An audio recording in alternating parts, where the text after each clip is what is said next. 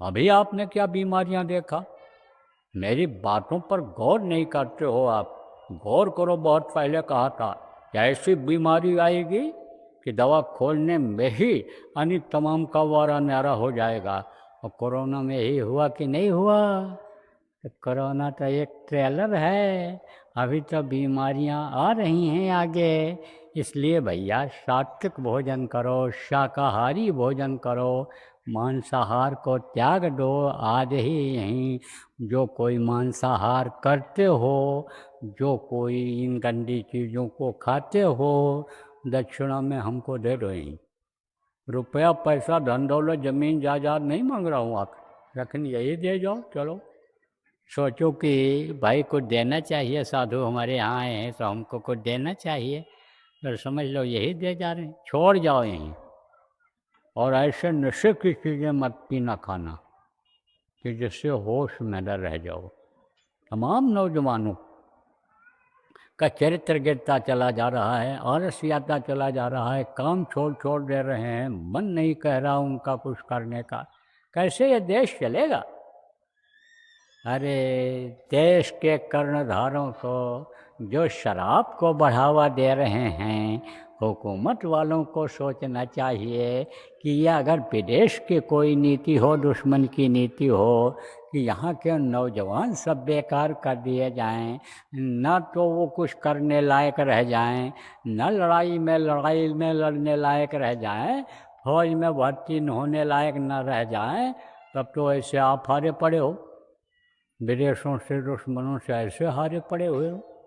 अब जितना समझो पैसा खर्चा करते हैं ये किस पर? दुर्घटनाओं में। ज़्यादातर दुर्घटनाएं आजकल होती हैं नशे में ही होती हैं। मार काट होता है नशे में ही होता है। बाप बेटे को मार दे रहा, बेटा बाप को मार दे रहा, पत्नी पति को मार दे रहा ही। बताओ, जिस देश की देवियाँ, ये औरतों को क्या कहा जाता था? देवी कहा जाता था। भारत देश की औरतों को देवी कहा जाता था। देवी यहीं पर हुई, सती यहीं पर हुई, सावित्री यहीं पर हुई, अनसुया यहीं पर हुई, सीता यहीं पर हुई, पार्वती यहीं पर हुई, देवी थी। तो जिनको देवी कहा गया वो शराब पिए भारत की। ये देवियाँ, ये बच्चियाँ शराब पिए हैं तो यह देश धार्मिक देश रह पाएगा? यह धार्मिक गुरु बन पाएगा? यह विश्व गुरु बन पाएगा? यह आध्यात्मिक गुरु बन पाएगा? आज इस चीज़ को त्यौहार के दिन विचार करने की ज़रूरत है सब लोगों को। चाहे कोई अधिकारी कर्मचारी हों, चाहे ये राजनेता हों, सबको विचार करने की ज़रूरत है। और सब लोगों को मिल कर के, जैसे सब लोग मिल कर के यानी समझो कि राज्य को चलाते, देश को चलाते हैं, ऐसे सब लोग मिल कर के इकट्ठा हो कर के और ऐसा कुछ सोचना चाहिए और निर्णय लेना चाहिए कि नशाखोरी बंद हो जाए, शराब बंद हो जाए। ये जो व्यभिचार हो रहा है और ये अत्याचार हो रहा है, ये जो ठगी हो रही है, जो हजार बुराइयों की जड़ है, जननी है शराब, जिसकी वजह से ये सब हो रहा है, वो बंद होना चाहिए। तो हम तो चाहते हैं, आप भी चाहते हैं? अरे बोलो, चाहते हो बंद हो जाए? क्या देखा ये देखो हाथ उठा रहे हैं, ये कम है 50,000 से ऊपर की बिल है। बाहर भी बोलते हैं, यहाँ जगह ही नहीं, तो अपने अपने टेंटों में जहाँ रुके हैं वहाँ से भी सुन रहे हैं लोग। लौट के लगा हुआ वहाँ आवाज़ जा रही है, बहुत ये सब हाथ उठा रहे हैं। नीचे करो।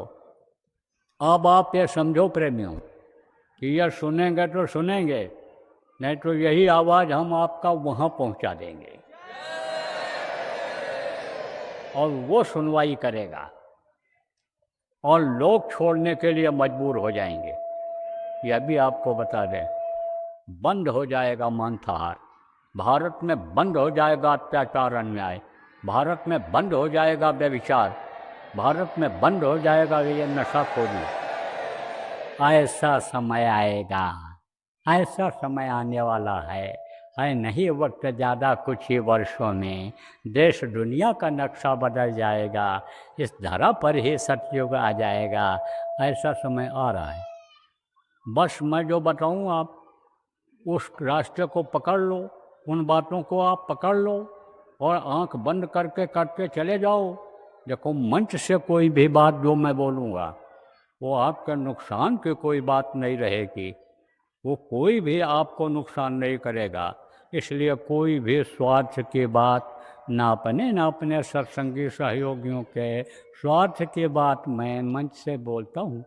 ऐसे तो मानव स्वभाव वाले लोग मिलते हैं, मानव स्वभाव में उनसे मैं बात कर लेता हूँ, लेकिन मंच से जो मैं बात बोलता हूँ सबके हित की बोलता हूँ, किसी का नुकसान नहीं चाहता हूँ।